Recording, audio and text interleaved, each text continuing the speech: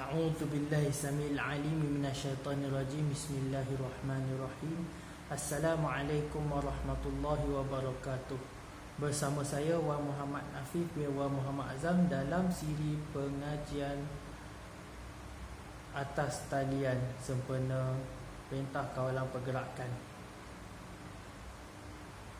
Pada hari ini kita akan berkongsi ilmu bersama pelajar-pelajar sekolah agama dan juga kafah di bawah sediaan Jabatan Agama Islam Selangor JAIS.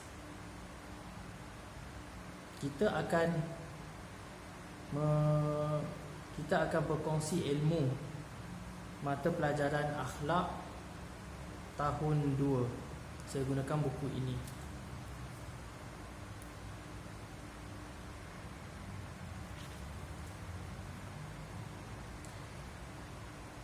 Pada hari ini kita akan mempelajari bersama-sama adab tidur.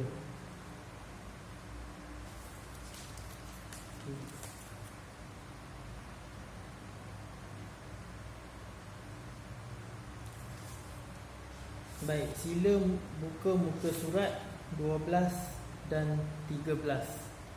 Kita akan mempelajari fadilat mengamalkan adab-adab sebelum dan selepas bangun tidur dan juga akibat tidak beradab sebelum dan selepas bangun tidur.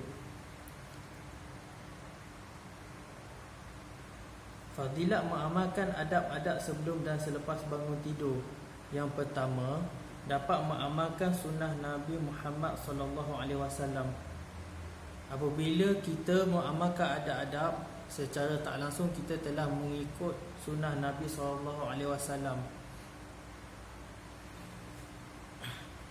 Nabi Muhammad SAW seorang yang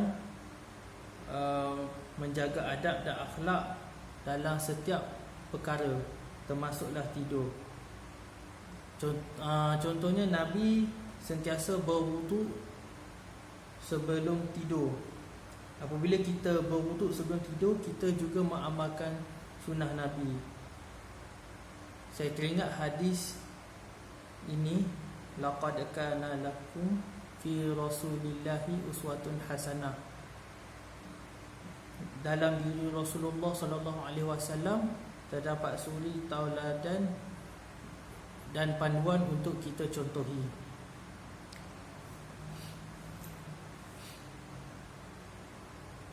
Yang kedua, dapat menjaga kesihatan tubuh badan.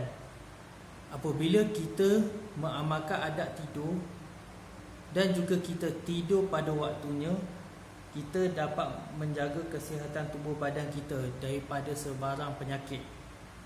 Satu kajian sains yang telah dilakukan oleh saintis menyatakan bahawa tidur pada waktu malam adalah baik untuk kesihatan, manakala tidur pada waktu siang kurang baik untuk kesihatan. Kerana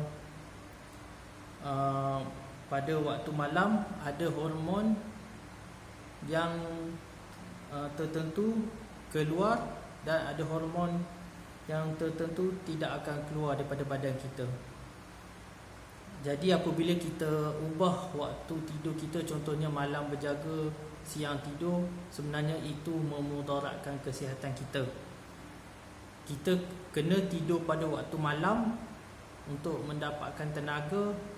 Waktu siang kita bekerja ataupun belajar, pergi ke sekolah sebagainya, demi menjaga kesihatan tubuh badan kita. Waktu siang adalah waktu bekerja, belajar, pergi ke sekolah dan sebagainya, manakala waktu malam waktu untuk tidur. Dan tidur malamlah baik untuk kesihatan kita sebenarnya. Yang ketiga, melatih diri supaya sentiasa berdisiplin. Apabila kita mengamalkan fadilat beradab sebelum tidur dan selepas bangun tidur, kita melatih diri supaya sentiasa berdisiplin. Contohnya, melakukan sesuatu perkara kena pada masanya, kena pada tempatnya.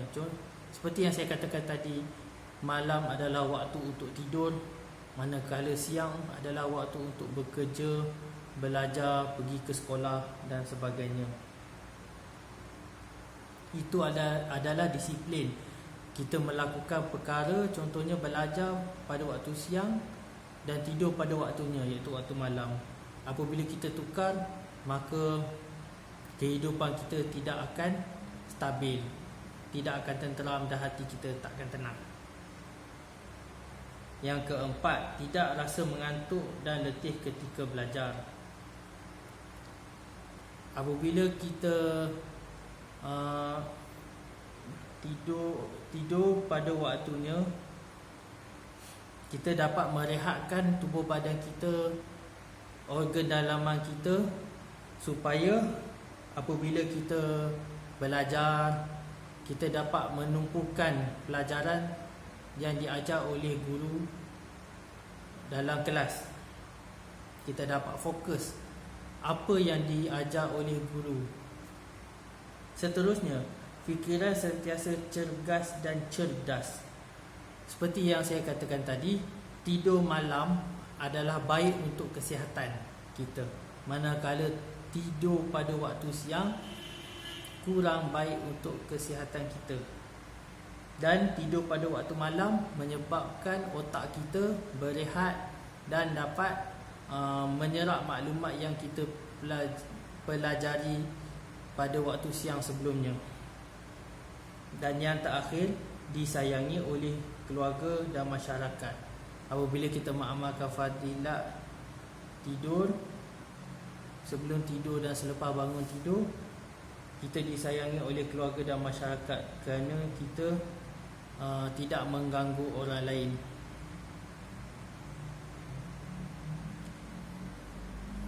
Baik, yang seterusnya, akibat tidak beradab sebelum dan selepas bangun tidur. Yang pertama, rasa mengantuk ketika belajar. Contohnya apabila kita tidur lewat.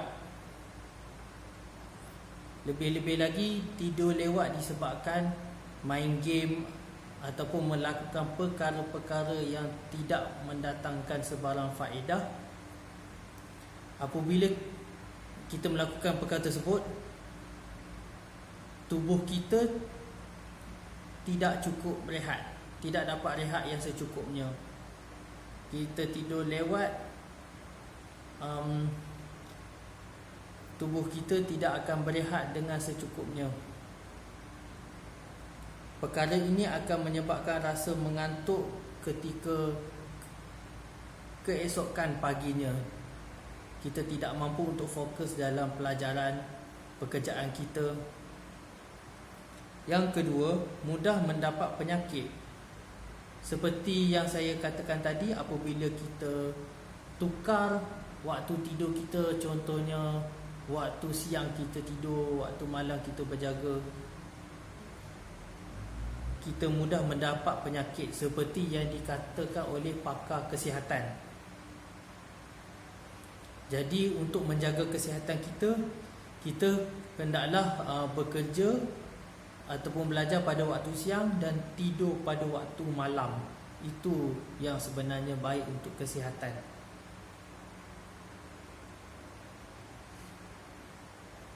Seterusnya, hilang rasa disiplin diri.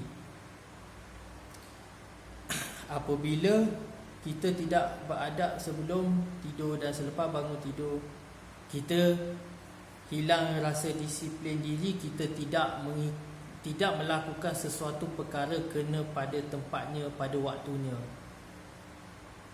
Kita akan mudah terganggu emosi kita, seperti cepat nak marah, suka usik kawan dan sebagainya. Seterusnya, susah mengingati pelajaran. Hal ini berlaku kerana apabila kita waktu siang kita mempelajari sesuatu ilmu, namun pada malamnya kita tidak berehat, maka otak kita tidak dapat merehatkan diri untuk menghadamkan maklumat yang telah dipelajari sebelum ini, dan kesannya akan menyebabkan kita mudah untuk hilang fokus, lupa tentang apa yang telah dipelajari sebelum ini.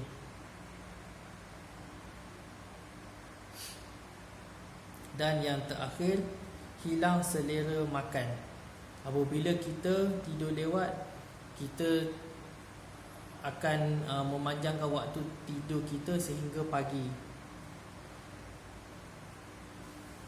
Dan disiplin yang perlu ditekankan kepada kita semua ialah tidur awal sekitar pukul 10 malam dan bangun sebelum azan subuh. Hal ini kerana subuh akan tamat apabila mataharinya terbit. Maka kena bangun sebelum azan subuh dan segera untuk menunaikan solat fardu subuh, mendirikan solat fardu subuh. Itulah yang wajib, itulah perkara yang difardukan oleh Allah ke atas diri kita.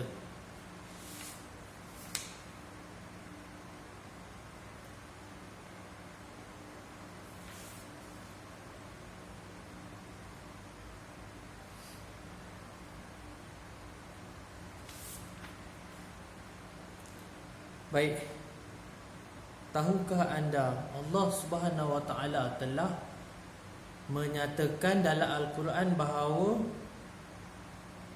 tidur merupakan satu keperluan untuk manusia. Tidur dapat merehatkan badan. Allah berfirman dalam Al-Quran, A'udzu billahi minasyaitonir rajim. Wa ja'alna naumakum subata. Sadaqallahul azim. Kami, yakni Allah, jadikan tidur kamu sebagai berehat. Surah An-Naba ayat yang ke-9. Sekian, wabillahi wa taufiq wa hidayah. Wassalamualaikum warahmatullahi wabarakatuh.